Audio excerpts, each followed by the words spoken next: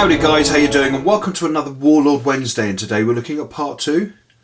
Or today is part 2 of this, I should say. I should just start again. Hi guys, how you doing? Welcome to Warlord Wednesday, and today we're going to be looking at this, and this is part 2 to the last video that you saw last week.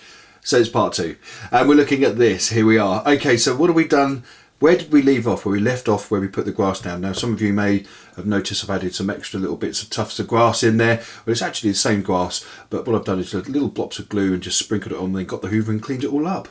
Just to break up the area, because that's what I want to do. Now, we're going to go around those, around the grass edging, so to speak, with some brown weathering liquid, so mud weathering liquid, and just dirty down the edges just to tailor it and feather it into what we've got there. Then we're going to add some ballast to the tracks, and we're going to have to leave that to dry, and then we're going to add our tufts of grass by touching a 1 into the area, and just to start sprucing it up somewhat. Now I've painted up the wall. All I've got to do there is add a bush, so we'll come to that later on. So let's get on with it, and I'll see you guys in a second. Hi guys, and welcome back. So here we have our section of board, or tile I should say, because I keep saying board and referring it to a board when it's just a section of a tile. Okay, so what we're going to be doing, so we've laid down our extra pieces of grass just to thicken it up as we saw earlier. We've gone round and we've muddied up certain areas that we want muddied up, mostly around the edging and stuff, and bits around here. Now that may take a little bit of time to dry. Lucky enough that is dry now. I use weathering liquids for that by ammo, or you could use AK Interactive if you want. Okay, so the next on the step is laying down our ballast, and for that I'm going to be using this device. This is amazing. Now if you've never seen one of these before, you will do if you're into your train tracks and trains. It's used for laying down ballast, and what you do is you pour your ballast in there like so. If I can just get it to focus, because there's just so much going on.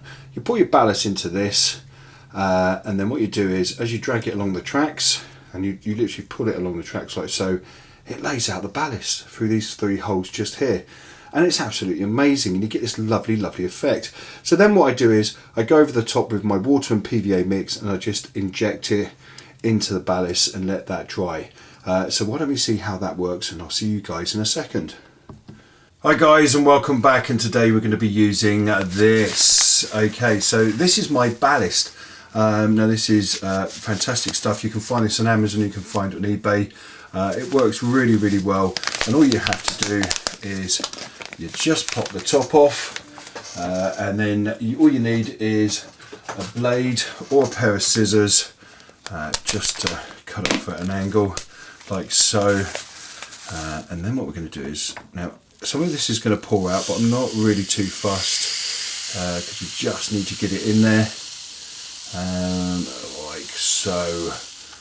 And I've got to say, this was amazing. When I found this device, I was just sort of blown away by it. So we just literally lay it out like that, and it goes all the way along to the end, where you're going to find that you get a little bit pouring out, but that's not really a worry, because all you can do is put it into it. So I'm going to finish off, put it back into here. So all I'm going to do is finish off this side, and I'm going to see you guys in a second. Hi guys, so here we have our ballast laid out. Now it looks very uniform at the moment, so don't worry about that, because that's the way I want it. But the next step is to take our syringe full of watered PVA, and what we do is we just squish it in like so. You notice it's quite a thick mix the way it's dropping in. But it's soaking into our ballast, and that's what we want. Just get it in there. Now I tend to have a massive like ice cream tub full of PVA and water, but do remember it will go off. So just be aware of that, and you'll start to get mould appearing. So it's good to change it every now and then. So I'm going to continue doing this. Don't worry if you get it on the green. It's not a big worry, because we'll be able to clean that up when we come to adding foliage and stuff. But our main concern is to get this all soaked in, because what we don't want is the ballast coming off when we're playing with it. So that'd just be the worst, wouldn't it? Embarrassing, wouldn't it be? All that beautiful hard work you do and everything just falls off when somebody places their miniatures on there. I do know people that just sort of use it, just sort of rest it on the board and don't bother to glue it down, and then clean it up afterwards so they can redo their boards differently every time. But I prefer it to be stuck down for this purpose, because it's there, it's not going to be shifting about. So as I said, I'm going to get on with this and I'm going to see you guys in a second. Hi guys, and welcome back. So what have we done? Well, we've put our glue onto here. This has dried really nicely. You notice that I've cleaned away some of the ballast just to reveal the tracks somewhat more, just because it looks a little bit nicer. So I mean, you can do the same thing as well. It's quite easy to do. You just run your finger along it or a sponge and just clean it away. Once it's settled and set, unfortunately you won't be able to do that. So what else have I done? Well, I've managed to put in little grass tufts here and there, just to break this up. Now this is a Tajima 1. I get my grass tufts from, and they're absolutely beautiful. So let's take a closer look, as we're going to be adding some extra beautiful little grass pieces in here before we spray this area and dirty this down. Okay, so I'll see you in a second. Hi guys, welcome back. Okay, so as you can see, I've done all the little bits and pieces. I've added some extra plants and stuff like that in. Now we're going to be adding in, I just couldn't help myself, I just had to fit those in, and that extra bit of wall for the gate. So now we're going to sit back, we're going to start adding some extra detail in there. So we're going to be using Tajima 1. Now I love this company, I love the beautiful shrubs and stuff that they make, and that's them there, absolutely beautiful. Now I'm going to use those along here and just to break up the board in different patches and stuff like that. Now I use it near the train tracks because it makes really nice sort of like overgrowth, and when we come to darken this down, it'll really sort of blend in with the board quite nicely. So why don't I get those stuck in, and we'll see you guys in a second. Hi guys, and welcome back. Okay, so what we've done is we've darkened down our track now.